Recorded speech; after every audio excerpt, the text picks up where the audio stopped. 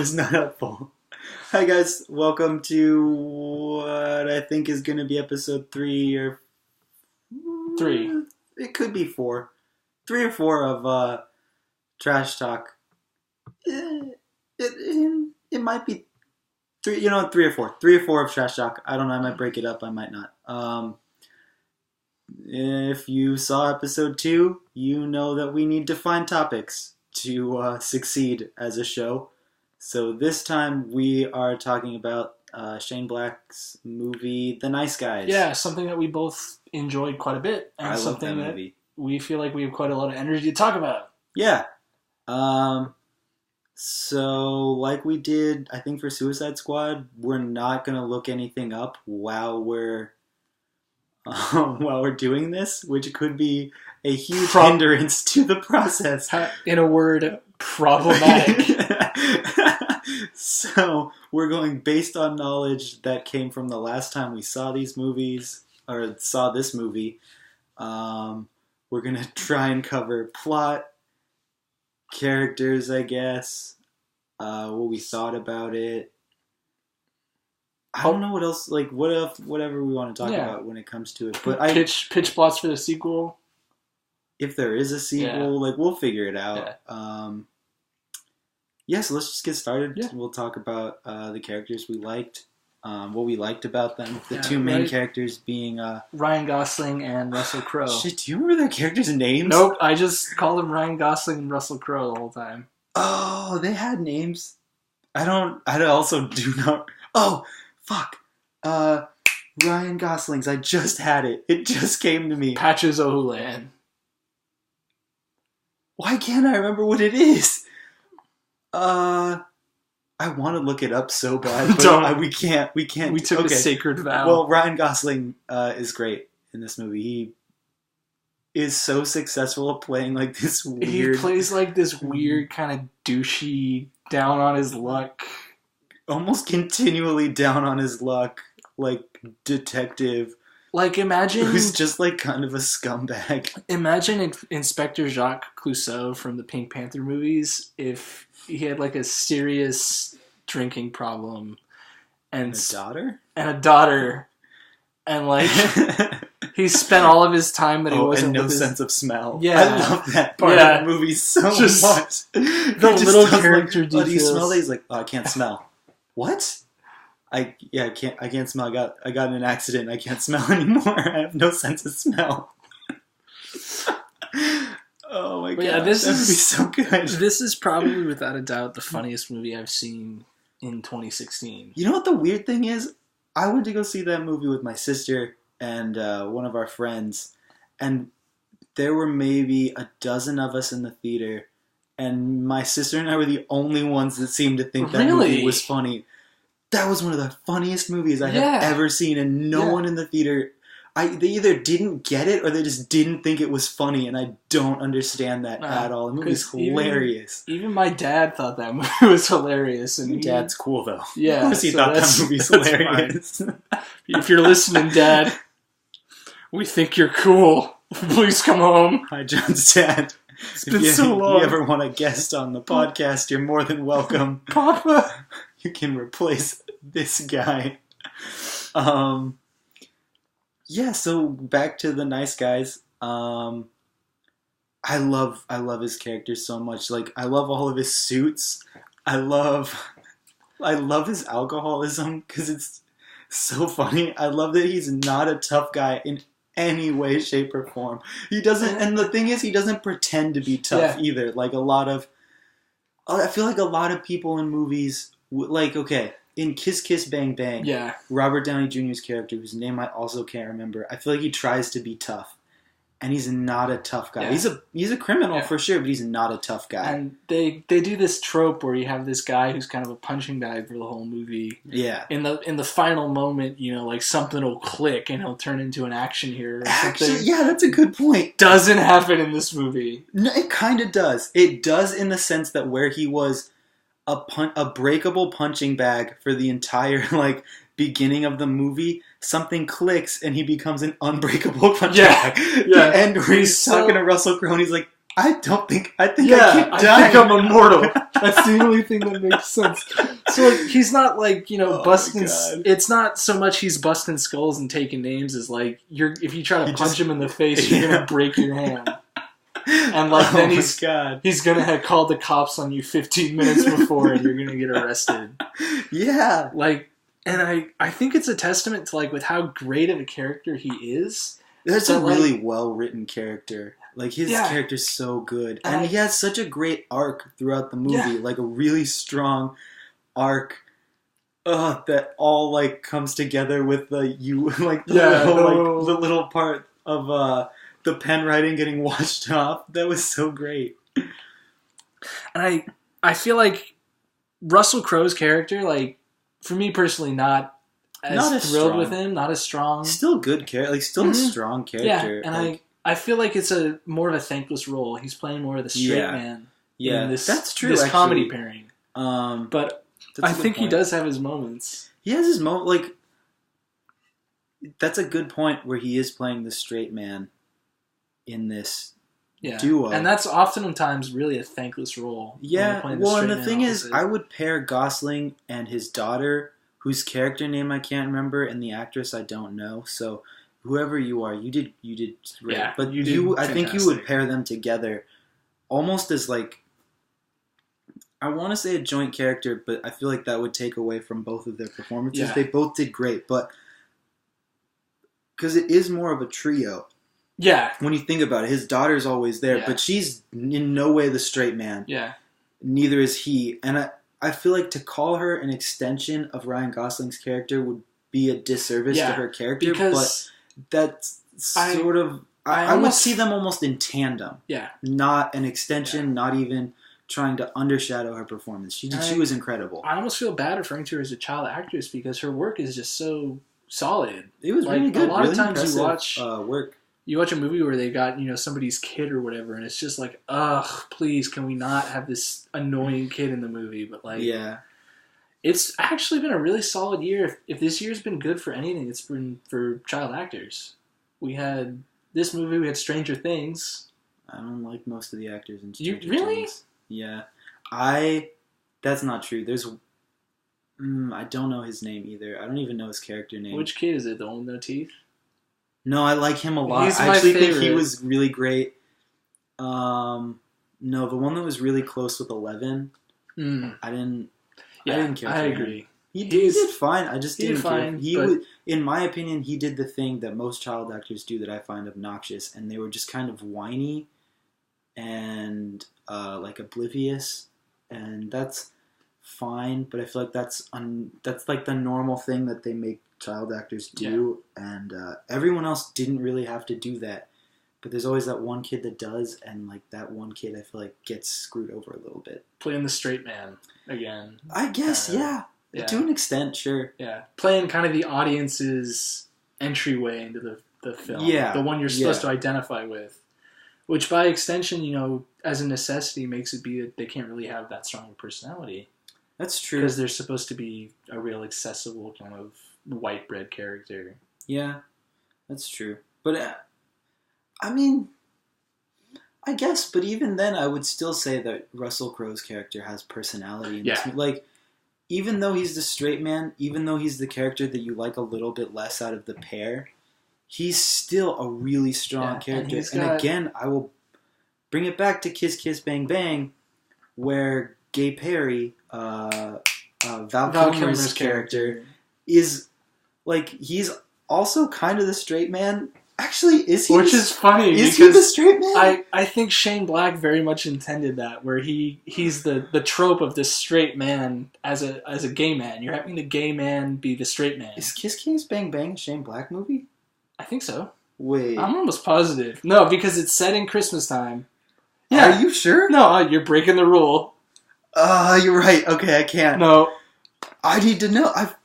we'll Are look you it up sure? after. I'm almost 100% positive. It's because he did Kiss Kiss Bang Bang. And No, then- you're right. You're right. I just saw Yeah. something where they're like, "What's the best Shane Black movie?" And someone chose Kiss Kiss Bang Bang, and they were Which like, it's "Oh, not, you didn't choose Predator." And yeah, okay, you're it's right. a toss up between Lethal Weapon and the other guys. I'm sorry, the Are nice you guys. kidding me? Yeah. Kiss Bang Bang is so good. It's not. That movie's really good. It's not Lethal Weapon good. I guess I have to see Lethal Weapon. Okay. Back to the movie. Yeah, Russell Crowe. I mean, like, out of the two characters, yes, Gosling is stronger, but Russell Crowe still does a great job. He does great in that movie. Like, he has an arc too, and he's got enough little quirks. Where he's he's still interesting, and where you still care about him as a character. You find out that incident with the diner where he's kind of this very lonely guy who really enjoys committing horrific acts of violence, and it's kind of this it's very dark, but they play it off so humorously that you don't even really think about it until later, after you get out of the movie and you're like, oh, jeez. Well, and they're such damaged characters too, but not in the way that a lot of films try to do now, where they're damaged, but in a way that you just kind of hate them more. Yeah, or they beat you over the head with how damaged they are, and it just gets really insufferable about half an hour into it. Yeah, or they're damaged, but they really try to you're saying, they play up how damaged they are, and it's not something you can relate to, and it's almost a hindrance to their character more than it helps. For instance, Ryan Gosling's character in Blue Valentine, he and his wife, they're damaged, but in a way that is just, I mean, by the time you get to the end of the movie, you're just ugh, you don't. You're not damaged in a way. They're not damaged in a way that you feel like you've learned anything from their characters. Yeah. They're damaged in the way that you don't want to spend any more time around them. That makes sense. To the point that you never want to watch the movie again. That's disappointing. Well, either way, really strong characters all around. Even supporting characters in this movie are really fun, and really interesting. You get. I'm not going to say you get a feel for their personality or anything, but they're still really fun and entertaining. What I feel I wish I could remember their names. That would be so helpful right now. What's his name? LeVar Burton? Not LeVar Burton. That's not the guy from Reading Rainbow, is it? I don't know that his last name is Burton. The guy from Star Trek. Yeah, I don't think his last name is it Burton? No. Okay, I'm not thinking of the dude from Reading Rainbow. I'm thinking of the guy who guest spotted on Community. He did a bunch of the voices on Rick and Morty this last season. Dude, Keith David. I don't know. Keith David is who I'm thinking about. Keith David plays a henchman. Sorry, I had to do my own little... that guy's so I had to do my own little 7 degrees of Kevin Bacon and step back into my mind palace. Right? He dies at the end. He's the guy who Ryan Gosling... I love it when he captures Ryan Gosling's daughter and he pretends to be drunk. Yeah. And he's just crying. He's like, really, man? You're going to cry? You're going to do this in front of your kid? Yeah. And that's the thing, is his character is believably the kind of guy who just is such a scumbag as to get drunk and then cry in front of his daughter. That the henchman doesn't think anything's going on. No, it's so good. He's Ryan Gosling sells that character so well. Yeah. And I think this is one of the best movies I've seen him in a while. Yeah. He was so good in this movie. I mean, I'll watch just about anything with Ryan Gosling in it. He won me over with Drive. Lost me a little bit more with Only God Forgives. I mean, a lot of his other rom-com stuff has been okay. That one he did with Steve Carell. That one's really good. It's fun. It's a fun movie. I think he needs to be in... He does comedies really well, and I think he can do action. He's proved he can do action. I think this is a perfect mix of his strengths, the action and the comedy. Yeah. And this, for being, it kind of pulls off this interesting thing with timing, where on one hand it's a period piece. It's set in the 1970s during the height of the oil crisis. And at the same time, it pulls off feeling very modern.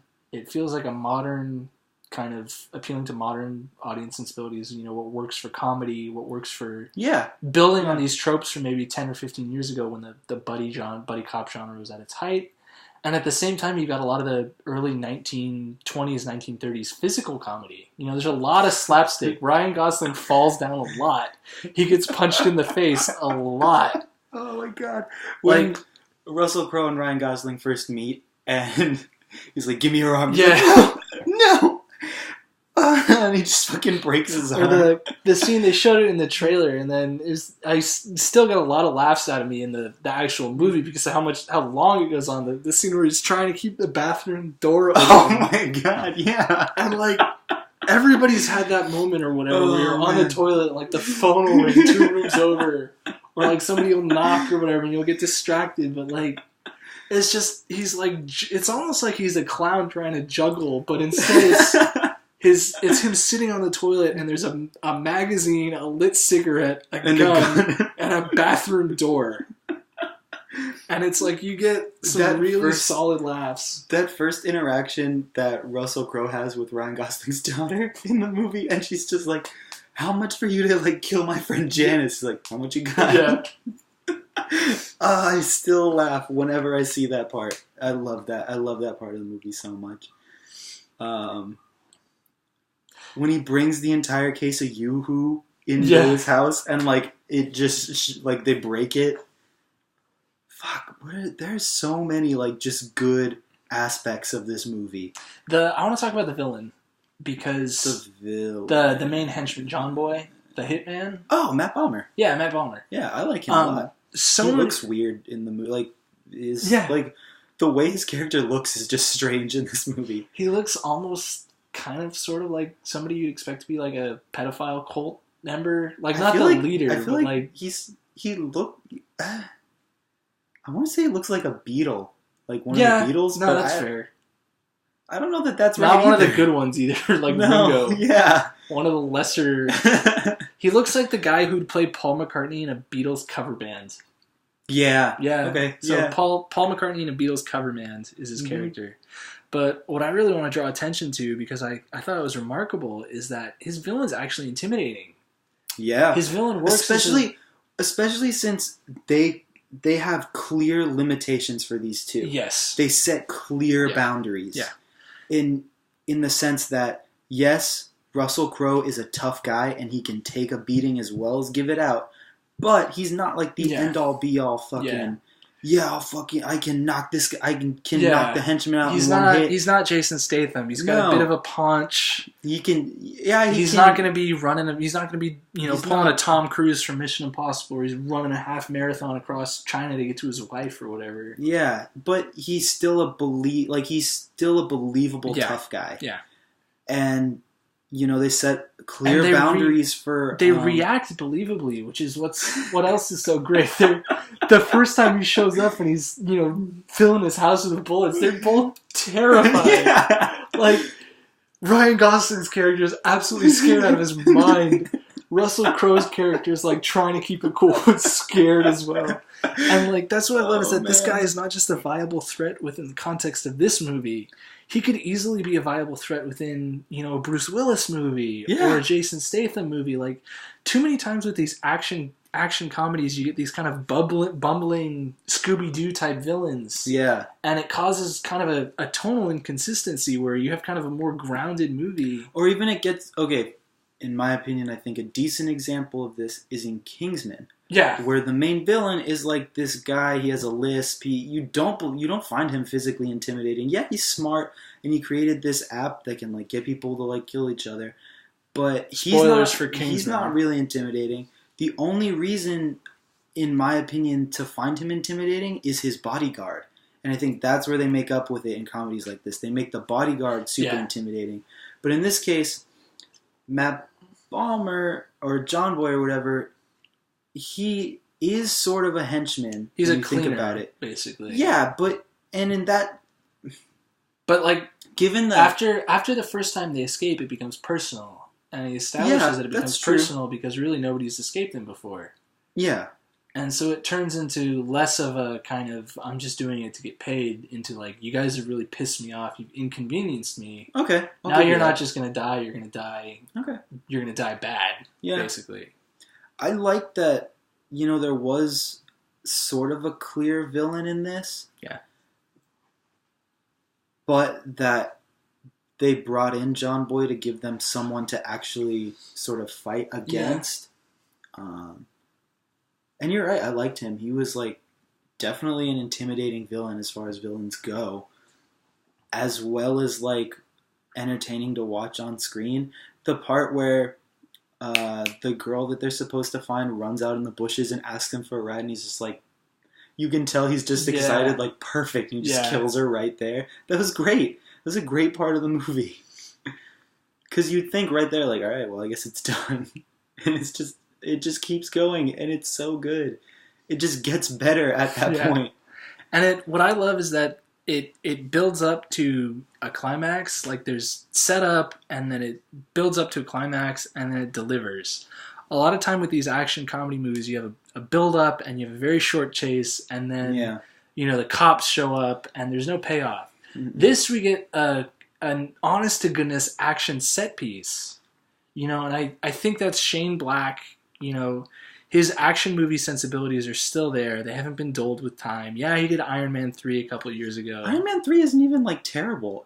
He wrote a great story of, superhero PTSD. Yeah. When you think about it. That's, super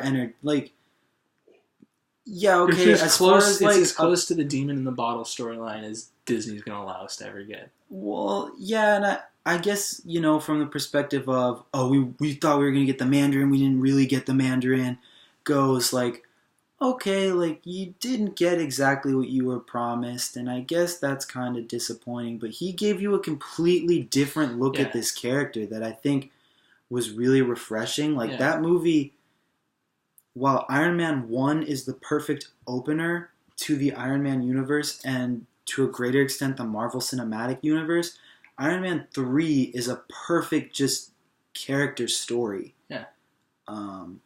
Which I think is great. I think, and this is just my opinion on it, I think Iron Man 3 should have been Iron Man 2. Yeah, I think we would have gotten almost no Iron complaints. Man 2 could have just been an extended scene of Iron Man 1. Yeah, I mean, you could have fit War Machine in Iron Man. Rather than having the Iron Legion show up at the end of Iron Man 3, you have War Machine show up. Yeah. And you have Black Widow be fighting a lot of the extremist people. Maybe you just depower him a little bit. Yeah. Yeah, that would have been better. Yeah. Okay. Yeah, and then that leaves the third one open, and you don't get all these complaints about, I still think the third one's a good movie. Yeah. Speaking of Iron Man, good way to connect it. That kid is from Iron Man 3. What kid? You don't know the kid, the fucking kid whose house he breaks into, and that kid helps him. Oh, the one who keeps, deal with his PTSD. Yeah, but who is he in The Nice Guys? In The Nice Guys, in the beginning, when the kid with the Misty magazine? Rhodes or whatever crashes through his house. That's the kid. It's the same kid. It's the same kid. Nice. I feel like I looked it up. That kid might be his son. Not sure that that's true though. And since we're not checking, I don't know for sure. So we'll just say it's true. Yeah, I guess so. That's his son. That's what Shane's Black Kid looks like. Good for him. Yeah. Yeah. What else do you want to talk about? I feel like we've covered a lot of our favorite parts and characters. And definitely general thoughts. Yeah. Do we want to maybe pitch? See if we could string together a pitch for a sequel? A sequel? It'd be tricky. What era is this set in? This was set in the late 70s. So 70s. I think we need to do something set in the 80s. Give me some historical reference. I mean, you have the Reagan assassination. Okay. A lot of stuff with the Russians. Okay. Give me... Do the Munich Olympics. Although that might have been the 70s too. No, nothing too big. You can't do the assassination. The assassination's too big. I mean, it didn't. I guess it doesn't even have because it's in Los Angeles too, right? Yeah. You could have. I mean, it might be a little too dark, but you could do one of the riots. Although those might be the 90s, right? The Watts riots and the Rodney King riots were both in the 90s. Rodney King was the 90s for sure. I don't know about the other one. Earthquake. No, Loma Prieta. They can't stop the Earth. That's they can't. No, but that's just it. You could have it set during. When was that? I think that might have been. Or I think it was 84, 86, 84. Okay. So you're getting and stuff with the Russians. What do you mean by that? I mean, it's elaborate. The Cold War. Cold War stuff. Anything to do with even if they're just a red herring. You think the Russian this was what I was going to say. If it was the Reagan assassination, Reagan gets shot, right? It's an attempted assassination by that guy who wants to impress Jodie Foster, right? Okay. Everybody freaks out because they start thinking, it's the Russians. There's like these Russian thugs who are in town, and it's a red herring. And at the end, it ties back somehow to Jodie Foster. Like some sort of weird Hollywood Deadpool or some sort of weird Hollywood cult or some sort of weird Hollywood, like those weird Hollywood celebrity stalkers or something. And so that plants it squarely in their territory. This is a time where I wish I paid more attention in state history because I don't really know anything. Or you could set it this period. I guess okay. Here's what you could do. You could have it set around the time of the earthquake. Yeah. You could. I'm not sure I would use the Russians as a red herring. I would say maybe because in this one the whole big thing was like the automotive industry. Yeah. And I thought that was kind of neat. Like it wasn't really the villain you were expecting it to be. And when you actually think of it like that, John Boy seems like overkill. But anyways, what could you have it be? You could have it you don't want to do another movie. Or you could do another movie. It's because let's be honest, with this property you're getting a sequel, but you're not gonna get a third one, right? No. Even if it's really successful. Let's have the villain be Hollywood itself. What if this wasn't a big time for communism, was it? Nah. No. I mean, it's the Cold War, but the fear of communism really. Okay. So I was going to say, you could have someone in Hollywood doing like a secret communist propaganda film, and they are hired to like find out who it is, and then it turns out that like the guy that hired them to do it was actually just trying to draw attention to the film to bring more attention to communism in general. So they end up like having to turn against that guy, I guess, to like beat communism or something. I don't know. You could even just like fuck the whole like overarching like no history. You could even just have it set around the time of the earthquake. Maybe it's like a missing persons case or. I just think that's a really fun backdrop. No, that's fine. Like you could even have it be a movie starts with the earthquake. Yeah. And then it becomes about finding someone. Like someone's missing or something. They have to figure out where this person's gone. And it's just incredibly difficult now because of this earthquake. So they're sent all over Los Angeles. They end up down in like San Diego or something. Still no idea what's going on. You could have them go to like a Comic-Con or something, like old school Comic-Con. Dude, Russell Crowe like talking to like all the Trekkies. I don't know where this could go. Have something that gets resolved specifically by the fact that Ryan Gosling can't smell. Have some sort of like poison or something that. Well, no, because he'd still be able to breathe it in through his nose. I don't know. Yeah, I don't know. I feel like this one's tough as far as sequels go. Like they set it up so you could do one, but I honestly want to say maybe you shouldn't. Yeah, it's really one that as much as we'd like to have one, it's really best that they don't. Yeah. I mean, honestly, I'm gonna say if we saw another one, maybe it could be. I think what we're both asking for and really wanting is another movie that's like The Nice Guys. We don't want another Nice Guys. Yeah, so much as we want, something that scratches that same itch. This is one of the best movies that came out this year, and I think it's gonna be the best movie that came out this year. Yeah.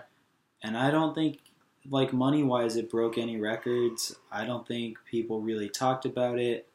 I don't think it made any big waves. And that's really disappointing because it was easily one of the, like, best movies I've seen in years. One of the, like, best directed, best written, best acted movies ever. And I don't think Ryan Gosling or Russell Crowe are going to get any real recognition from it. Which is that's really sad. That's so sad that's what our movie industry is right now. It's not super impressive. Now if I run into you guys on the street, if it's going to be Ryan Gosling, I'm going to ask you 1 about Drive and 2 about The Nice Guys. And if you're Russell Crowe, it's going to be 1 Gladiator and 2 The Nice Guys. And if I see either of you, speaking of which, maybe your autograph. Ryan Gosling, when are you going to make Drive 2? The book is written already. Don't make Drive 2. Driven needs to happen. You don't need it. No, I need it. it. No, you don't. I do. I need closure. You don't need it. Just have it end. It's done. No. One and done, man. I want another... You don't need closure from some of these stories. That's the problem with some of them. Like, you don't need that extra story. That extra story is probably going to ruin it. The reason these movies work so well is because they capture something in them that can only be done one time. And more movies like them get made, and remakes get made, and reboots get made because people are trying to recapture that energy. And the reason it worked well that first time, no one knows. Maybe it was because this is what everyone wanted to see when this movie came out. Maybe it's because these actors were really hot at the time. Maybe because it was just a genuinely good movie that was really only going to work once. But you can't really recapture it the same way. You just can't. You have to find a new way to get there. And I think that's the problem with a lot. Like we talked about in episode 2, possibly, John Wick. We don't even know anymore. Was an incredible movie, wowed everyone, in my opinion, really brought Keanu Reeves back as far as acting goes. Like, he was incredible in that movie. That whole movie is so simple. You didn't like him in Man of Tai Chi or Thumbsucker? No.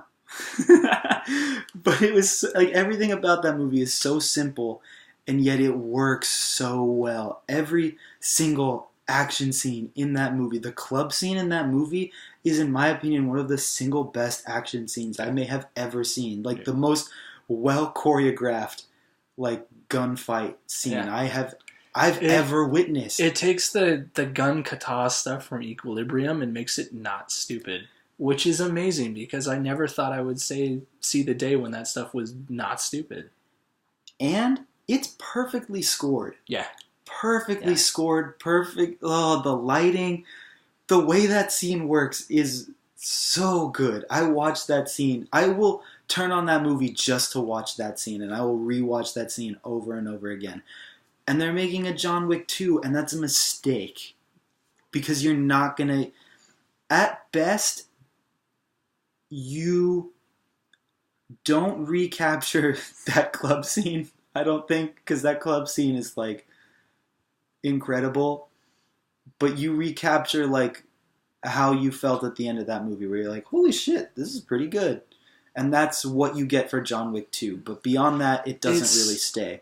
At worst, it really hurts Keanu Reeves again, and you never make another one. It's like digging into a really good fast food hamburger. It's like you're not going to be able to eat that hamburger again.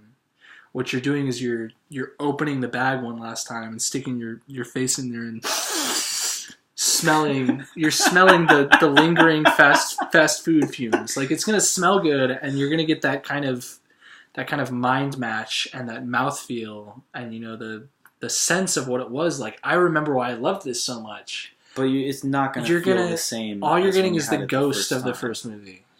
Yeah, and I think that's a big problem in, like, movies right now. Yeah. I don't know. I don't think we should get another Nice Guys. I think Shane Black should just keep making movies. Even bringing this over to what we're seeing with the Marvel Cinematic Universe, like, you're not having that first sandwich again. You're not having the first Iron Man again. You're having a movie. Like, it's the equivalent of having the... Here's how I explain this. You go to the store tomorrow.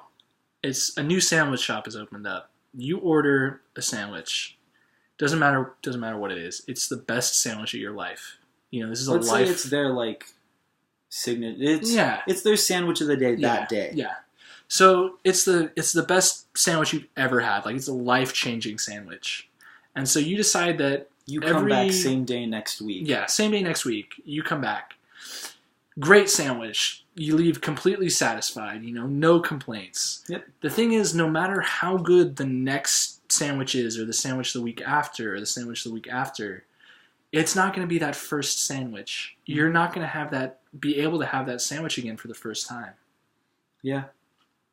And so I don't exactly want to call it the law of diminishing returns because, quality may stay constant from sandwich to sandwich or movie to movie, but you're not going to recapture that magic. The only way to do that is to find a new sandwich shop. Find some place that serves not falafel because falafel is disgusting. But Jesus, you just alienated what could be a huge portion of our audience. I mean, I said I hated falafel, not the people that eat it. But you gotta go to a pretzel place or an ice cream place or gyros. I don't know. Those Greek.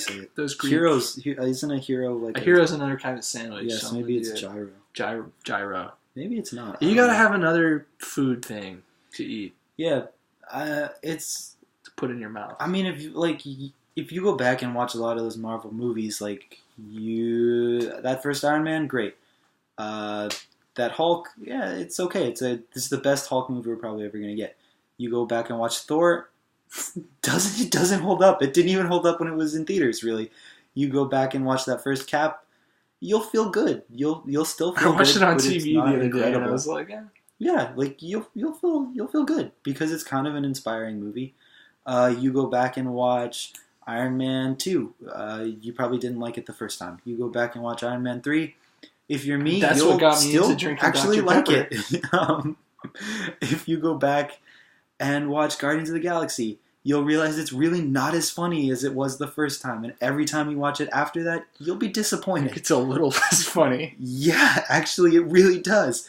You go back and watch any of those other movies, you won't feel the same way. And as they keep going on, the really good ones will stay at the top, and the other ones are just going to fall to the bottom. Yeah. Like Civil War was great. You'll find yourself, if we're going to stay on the sandwich analogy, you'll find yourself picking out, this one has a little too much red onion. The lettuce on this one's a little wilted. They gave me too much mayonnaise on this one. Yeah. All that's going to happen is you're going to start to realize maybe these sandwiches, these sandwiches aren't as good as I thought they were. Yep. You'll get into the first 20 minutes of Age of Ultron and turn it off because you don't want to subject yourself to that again. Yeah. Pretty much. So, I don't know. I guess what we're trying to say is, Shane Black, if you ever see this, please keep making movies because we like them. And if you have friends that make movies similar to yours, please keep making them. But please don't make any sequels to your movies because maybe we don't like sequels. Maybe we don't need sequels. I'm excited for whatever you got cooking with Predator. So, keep that coming. With Predator? He's going to be doing the new Predator. Oh, really? Yeah. Okay. Yeah, keep doing that. Why not? Predator 4, because I don't count any of those AVP crap. That's different, because he did the original, and it's been decades since that first one came out. So maybe you can't recapture that energy, but maybe you can, as the creator, bring something to it that you'd always wanted to, or wish you had done differently with the first one. You know that the original Predator was going to be Jean-Claude Van Damme? Yeah. When that mask came off, it was going to be Jean, which I think would have been in retrospect. We were listening to that podcast, and it would have been hilarious. Just didn't do it. What the hell are you like? It would have been a contest to see whose English accent is worse, Arnold's or Van Damme's. It's definitely a toss-up. You should hire him for the sequel, Mr. Black. Call up Van Damme. He's not doing anything outside of the latest Kickboxer. So yeah. But yeah, so I think you good? Yeah. All right. So that was episode 3 or 4 of Trash Talk, where we talked about The Nice Guys. And told you how the Marvel Cinematic Universe is a sandwich shop. And talked about why we don't think sequels are the answer. Really work. Yeah. Or reboots. Yeah. We didn't talk about reboots, but reboots. We'll save that for another we can talk about it right now. Yeah. Does the new Thing count as a reboot? Because that was a mistake. Yeah. That was like a garbage movie. Mediocre movie of mediocre remake of what was a really great original. It's and I don't watch the original anymore now. And the thing is not as good. film snobs always like to point out that too is technically a remake and the 1980s John Carpenter, and I respond like in everything but the most basic of premises, it's not really. I mean, because it has the word "the thing" in the title, and you've got explorers at an Arctic research station being hunted by a monster. Like that's pretty generic. Yeah. And I feel like John Carpenter's it's not just one of the best science fiction movies of all time, in my opinion. It's one of the best horror movies of all time. Yeah, that movie's truly scary. And, I watch it at least once a year. Kurt Russell's amazing. All the actors in that are amazing. Yeah, the movie's really good. Even the effects in it are really good. Yeah. For if you still watch that and just think of it like for when it came out, this is really good effects wise. Yeah. Really impressive. I wish we had some kind of benchmark like that for today, because the only thing I could think of is like Avatar. Like as being in terms of special effects, something that I saw and in the theater I was like, wow. I feel like people don't really try anymore because they can do everything with like CG and stuff. Yeah. All effects that like used to be super difficult aren't anymore. And that's kind of disappointing. Which I think we talked about in Suicide Squad, where a lot of those effects look like fucking trash. It's like... I went and watched part of it again, and I saw the video. So, oh my god. We're just going to go back into it, because we hate it so much we're diving back into it. It's like when they screw up your order at a fast food place, and you're so pissed that you drive back into the drive-thru to yell at them. That's what we're doing right now. Okay, so... beginning of the movie, Amanda Waller is giving like backgrounds on all the characters.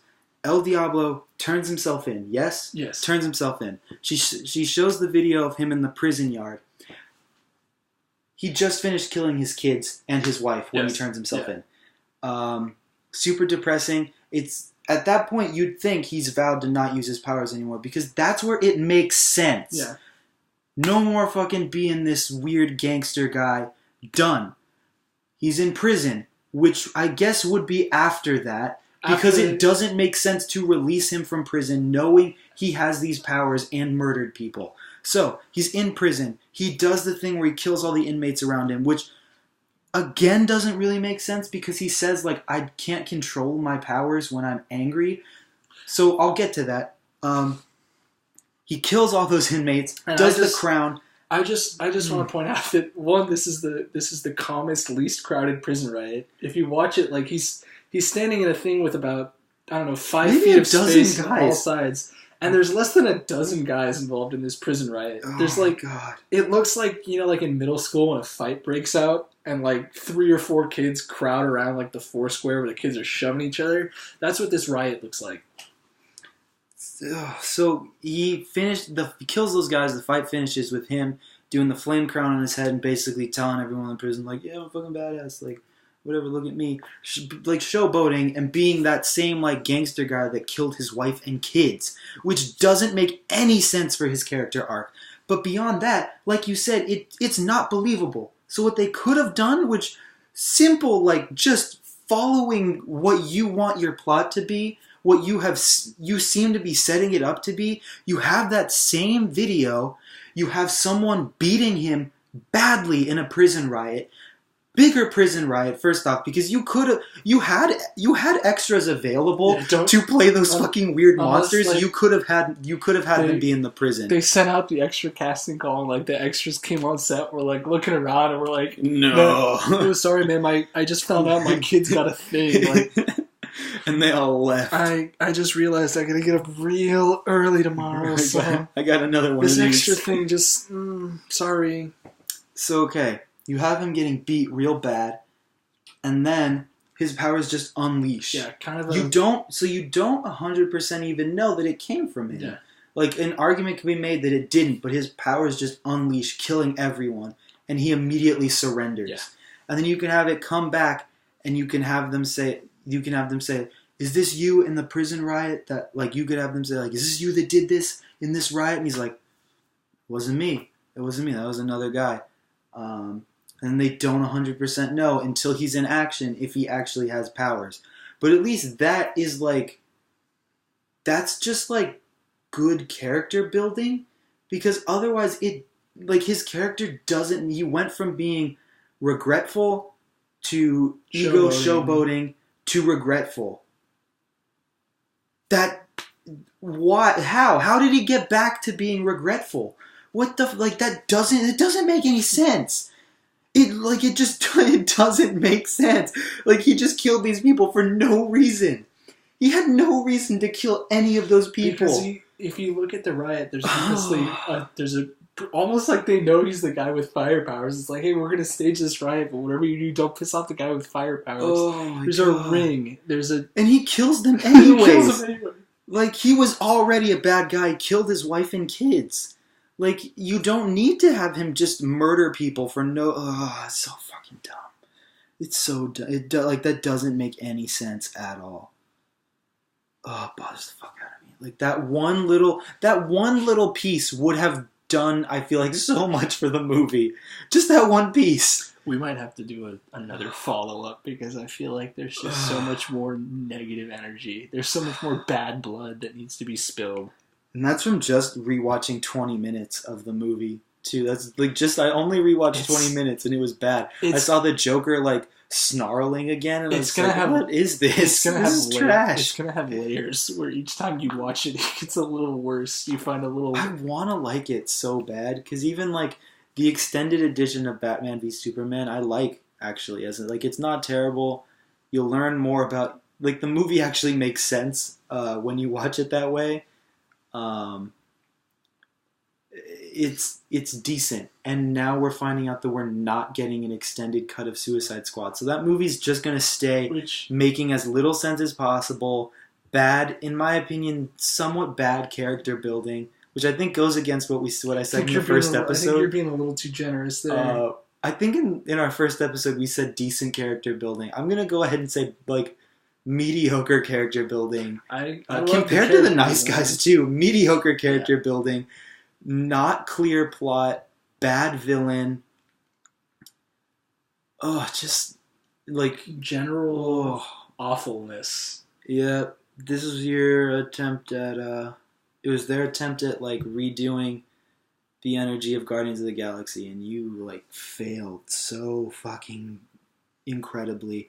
And the fact that you've passed the 500 million benchmark for your movie is fucking insane.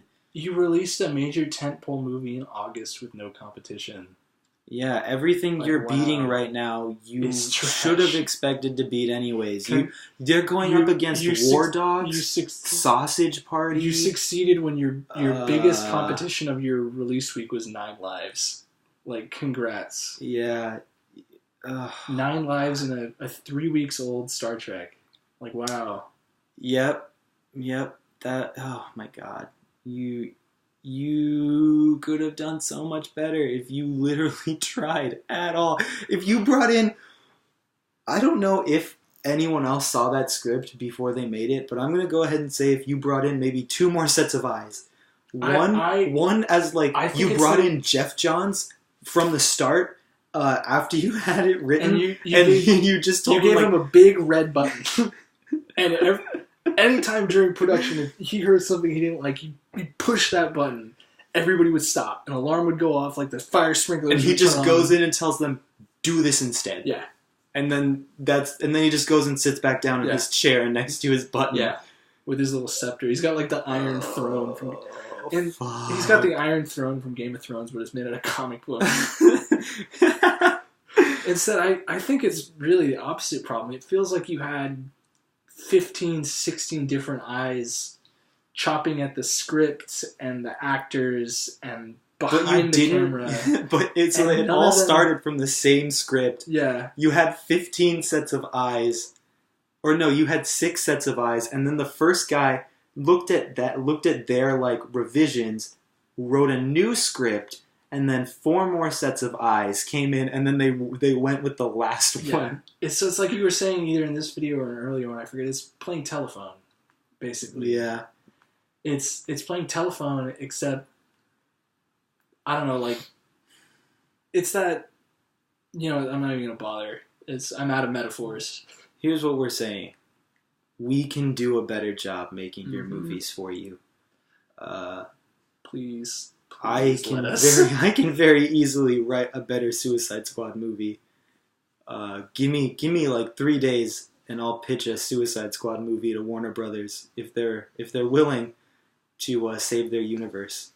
Give us 2 weeks, and we'll repitch your entire universe. We'll fix it for you, with the exception of possibly this new Justice League and Wonder Woman. And Mr. Black, if you're listening, because I know this is one of your projects too, I would love, love, love, love to see an updated Monster Squad in the style of Stranger Things. Just no Confederate flag hat. Yes, Confederate flag hat needs to stay. Oh, I said no. You need to keep that Wolfman kick to the groin. That movie is so bad. I love that movie. Don't let anybody tell you different. Yeah, so Shane Black, if you're willing to let us pitch for your movies, or even just come in and like we'll talk to you about it. You could come on the podcast sometime. You can bring your friends, like Robert Downey Jr. We've always wanted to talk to him. You know who. I don't. Is he somebody I should know? Is he somebody I should have on my radar? You know, we've loved him. We've loved him for years. I loved him before he was cool. If you want to come on the podcast, Jeff Johns, if you're interested in coming on the podcast, who else? Warner Brothers, if you want to let us pitch for you. All of you. Every single employee at Warner Brothers. Every person we've mentioned on this podcast. Even if you're a janitor, if you want to come in, we want to talk to you. We'll even Skype if that's easier for you guys. So this has been episode 3 or 4 of Trash Talk. Go watch our episodes of Trailer Trash or previous episodes of this show. Please share this with other people you know, because we really want more listeners. I won't even go as far to call you fans. No pressure. Just please listen. You can also possibly listen on SoundCloud. I'm not sure how to put this on the iTunes podcast app, but I actually think it's very difficult. So yeah, keep listening. Thanks for listening to this hour-long podcast or watching it. Bye.